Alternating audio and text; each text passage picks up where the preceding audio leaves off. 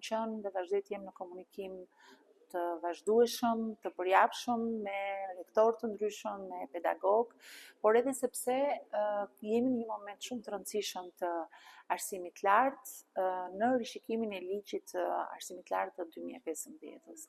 Punë e cila ka filluar që në nëntor të vitit 2025, kur Ministria e Arsimit i është drejtuar me një letër të gjitha universiteteve shqiptare, publike dhe jo publike, për t'ju kërkuar opinion, mendime, sugjerime lidhur me, le të themi, efikasitetin, aktualitetin e ligjit ekzistues. Është një periudhë 10 vjeçare dhe në këtë periudhë 10 vjeçare të gjitha universitetet kanë pasur përvojat e tyre,